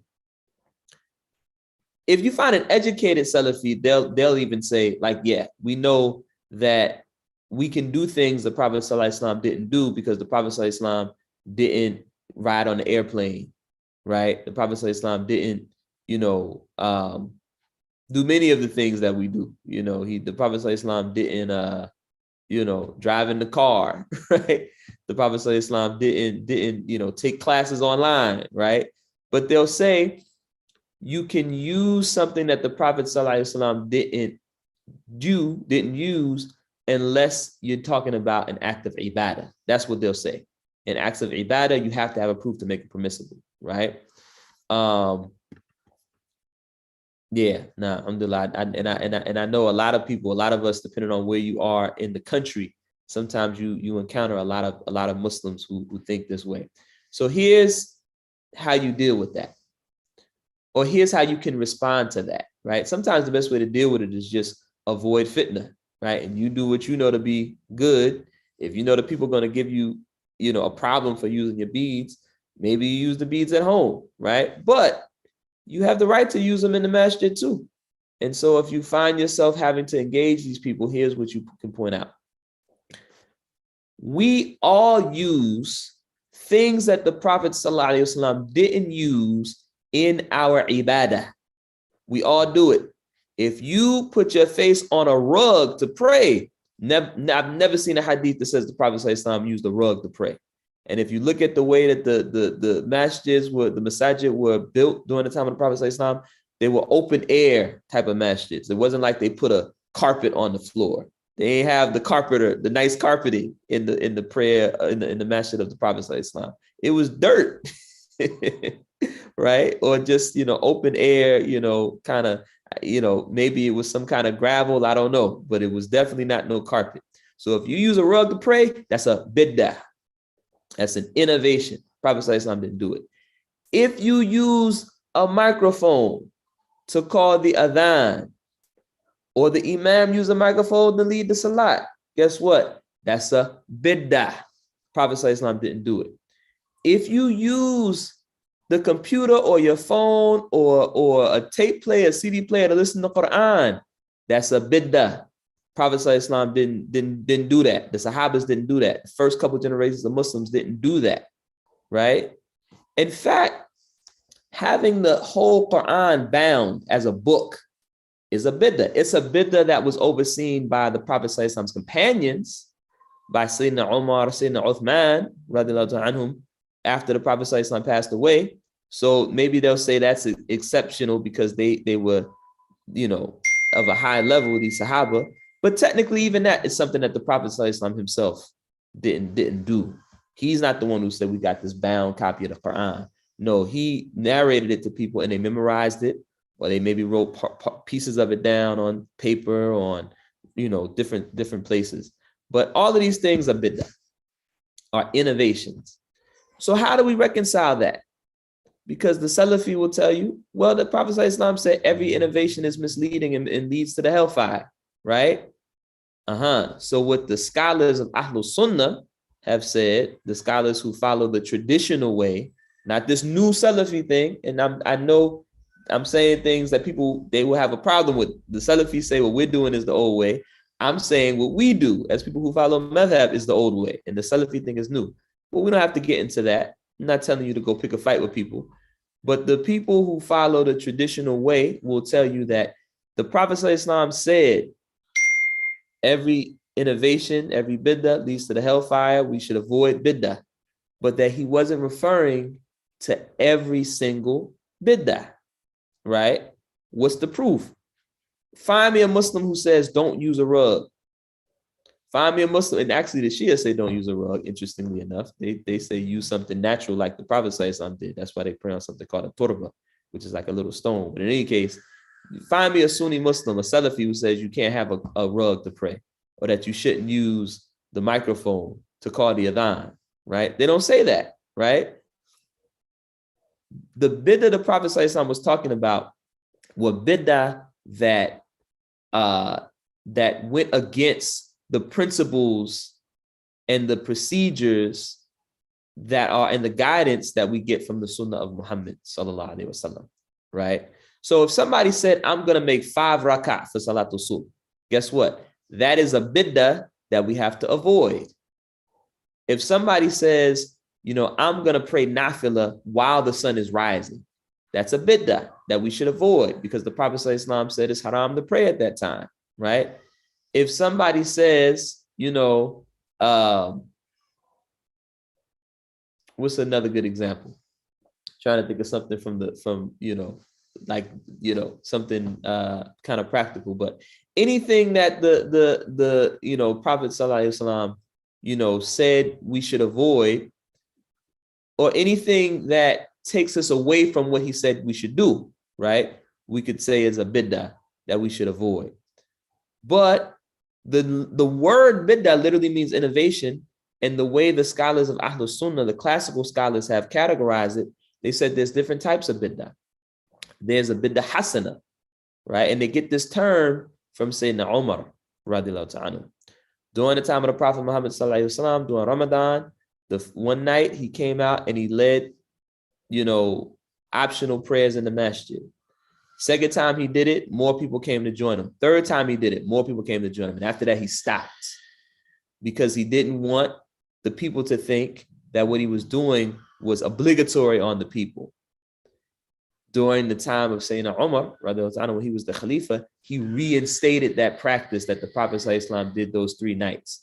And when he walked in the masjid and saw the people praying in congregation, the Tarawih prayer, he said, this is a bid'ah hasana. This is a good innovation. So that lets us know there's good innovations because Sayyidina Umar radiallahu anhu spoke the truth. What are the good innovations? Using the microphone to call the prayer, using a rug so that you could put your head on the ground and not get your head all dusty and dirty, right? Some say it's good to get it dusty and dirty to make sense when you make a sajda, alhamdulillah. But using a rug so that it's more convenient for the people is acceptable. Binding the Quran as a book, bid'ah hasana. Using your phone or using the speaker to listen to Quran is a bid'ah hasana. Using the beads to make dhikr is a bid'ah hasana. Why are these good bid'ah? Because they help facilitate you to do the worship that the Prophet sallallahu alaihi wasallam told us to do, right? The Prophet ﷺ said there's big benefit to say La ilaha illallah wahdahu la sharika lah, lahul mulku wa lahul hamdu wa huwa ala kulli shay'in qadir 100 times. He gave a number, right? I try to do it on my fingers, I get confused. I do it on beads, it's easy to do this thing that the Prophet ﷺ told us to do.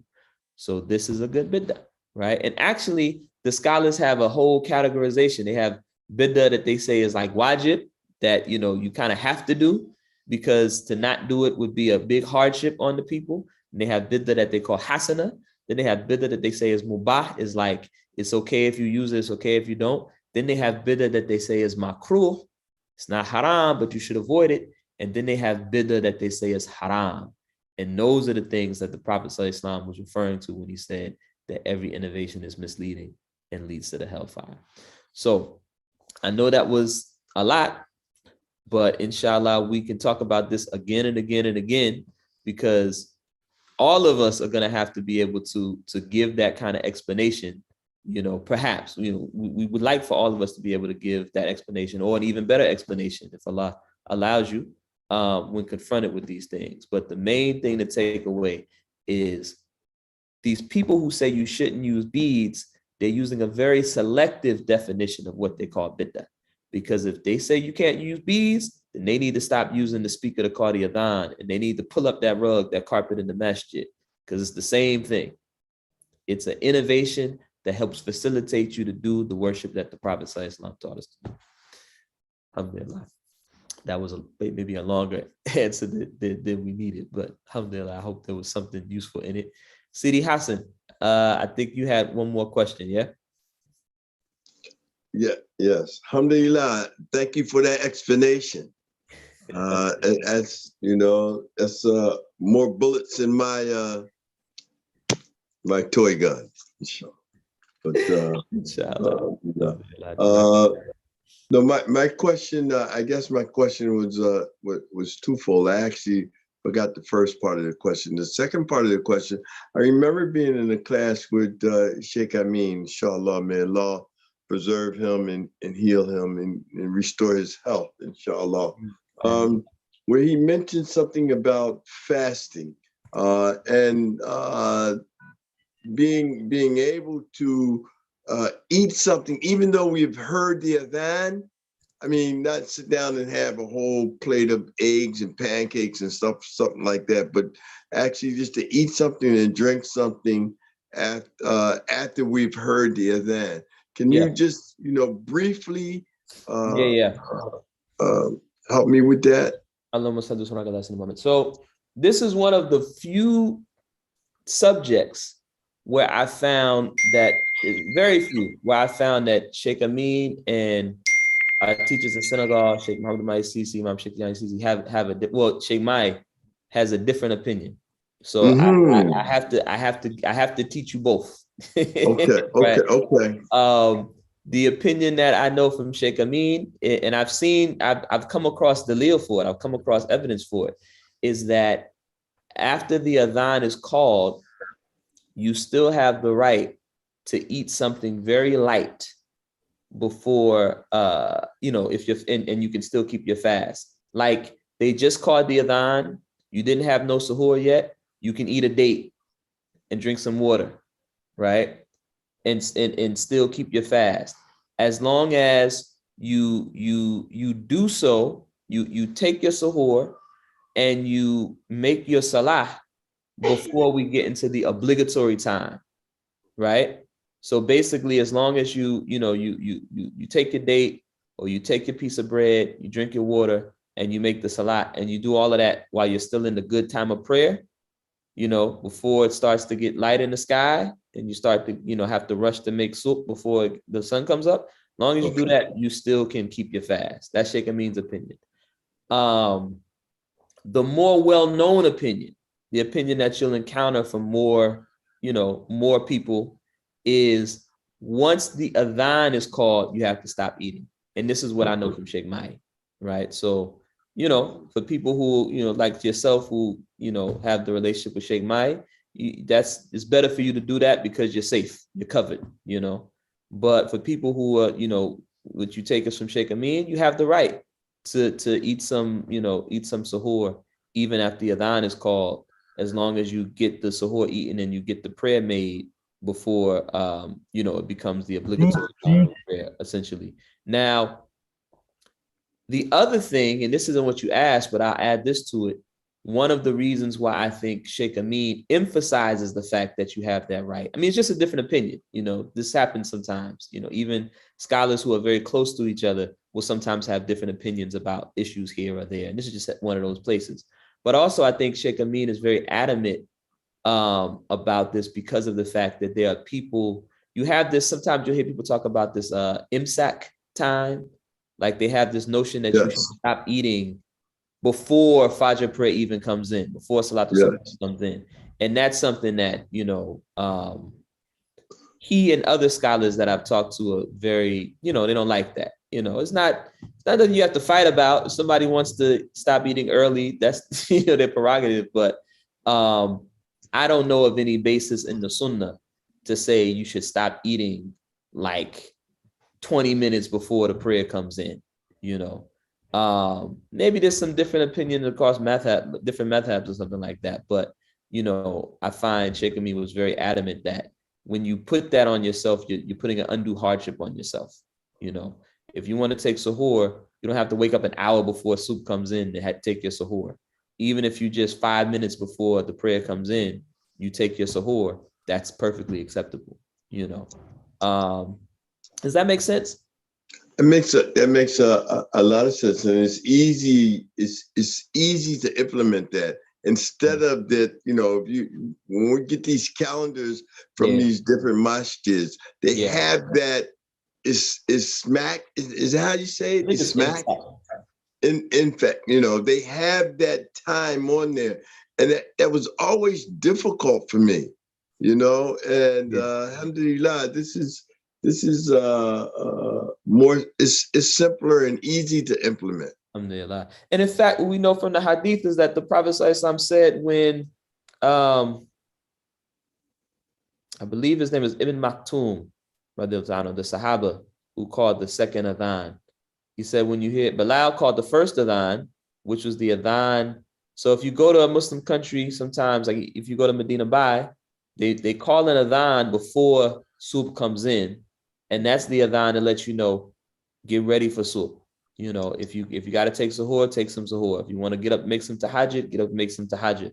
I just found out from our sister, Sayyidah Angelica, village auntie, may Allah preserve her, that they have a group they call like the Fireflies group or something like that. And they were saying how when they traveled to West Africa, they saw that like before Fajr comes in, you start to see, just before it comes in, some people, they turn their lights on.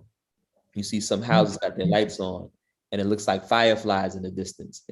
But what it is the elder people, they're turning their lights on because they're getting up and making some tahajjud, before that second adhan is called.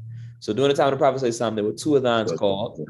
The second adhan was the adhan to let you know Salatul Subh is in. Salatul Fajr is in. Get ready to go to the masjid because we're going to make the Salatul Subh in Jama'ah, in congregation. And so the Prophet ﷺ said, when you hear that second adhan, stop eating. He didn't say stop eating 30 minutes before that. He said stop eating when you hear, like I said, I think it was Ibn Maktoum, calling the adhan. So that's when I stop. When that adhan for the prayer is made, I stop eating.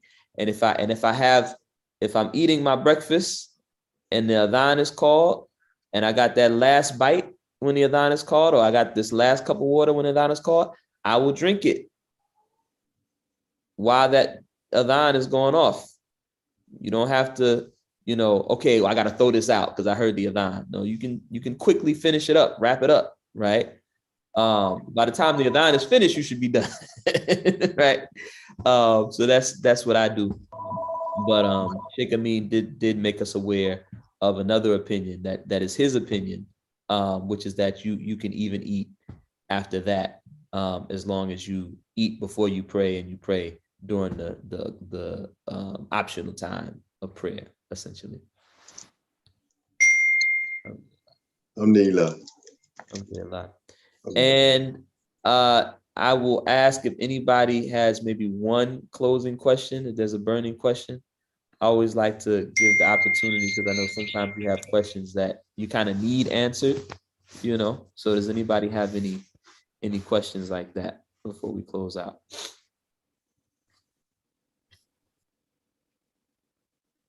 Yes, bismillah.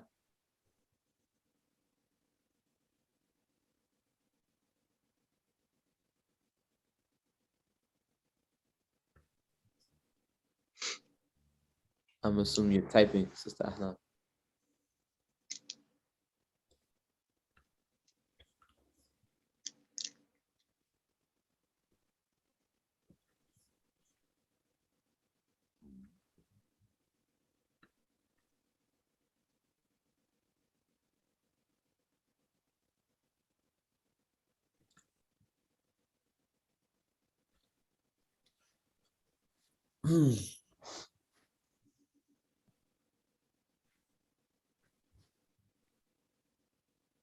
Say the Ahlam. I see you said quick question, but I don't see the question.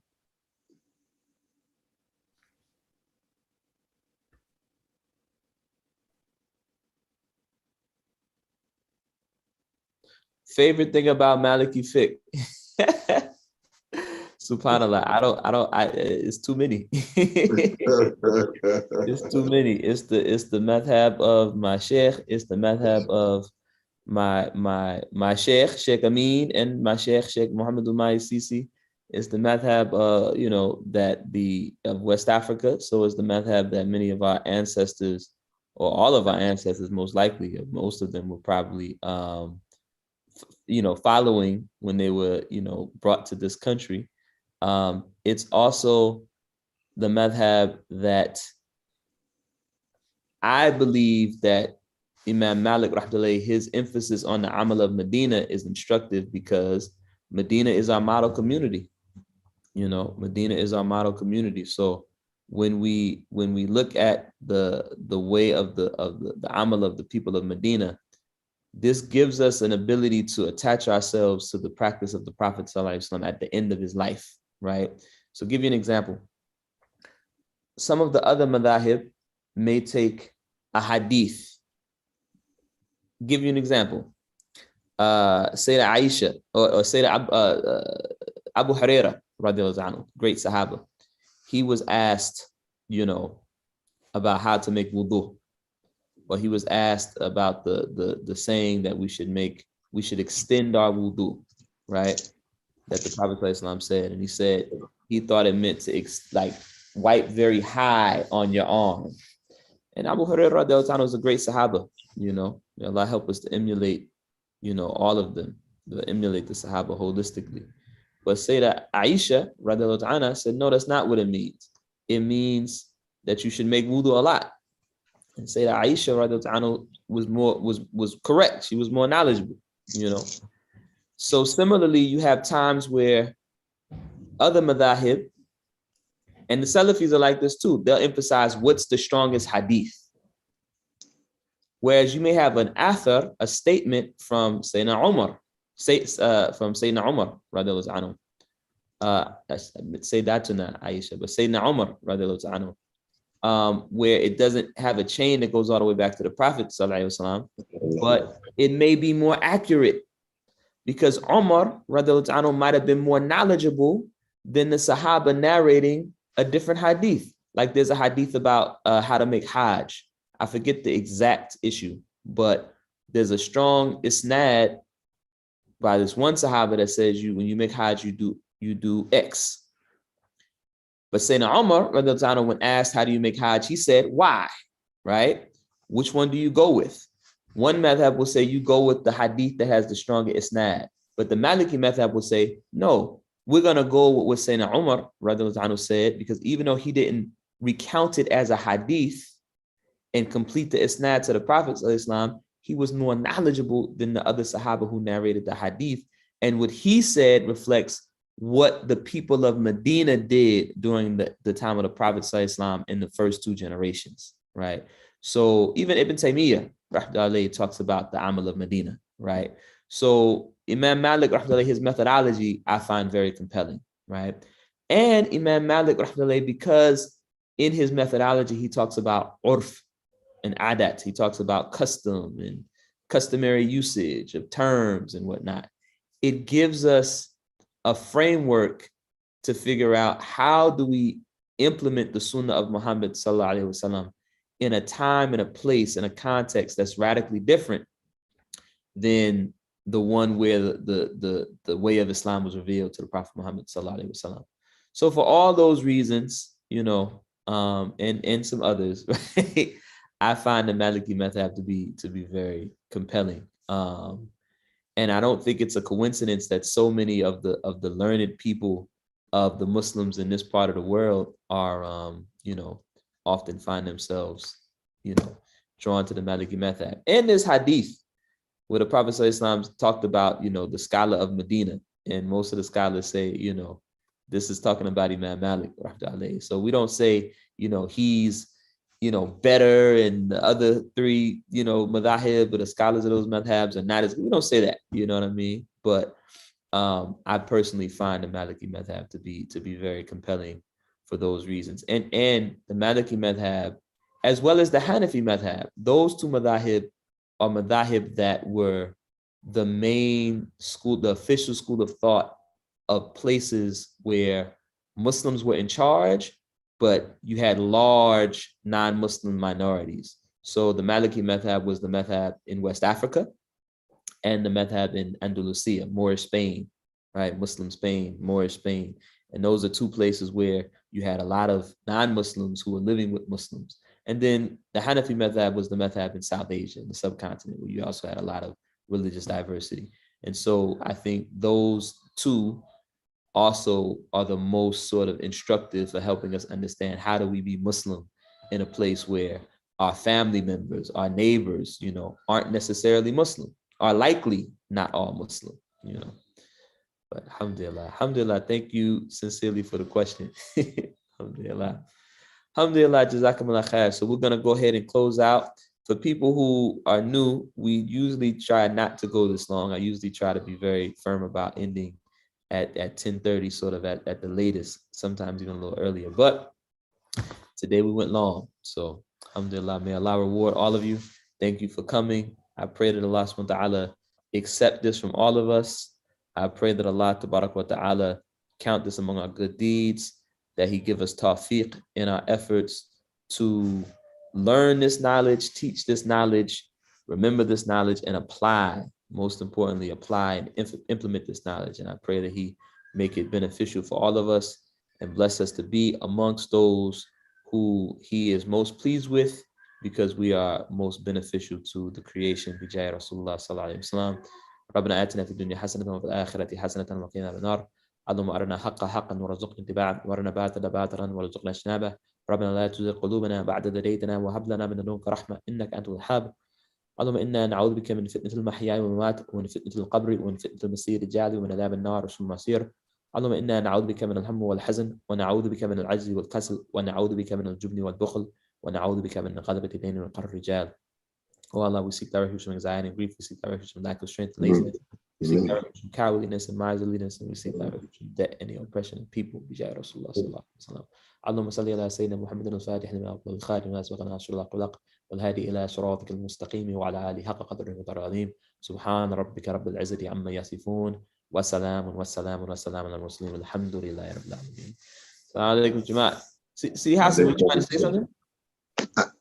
I did. I just wanted to, you know, ask the members of the class to forgive me for my questions. You know, sometimes they get long, they drawn out, you know, and you're so thorough in your answers, it may take up a lot of their time, and I apologize for that. Alhamdulillah, your question is great. Your questions are great, man. Keep them coming. You don't have to apologize for that. We all get the benefit from good questions. Alhamdulillah. I am going to, did we lose somebody? Before I can make this announcement, I am going to put my Cash App in the chat for Zoom.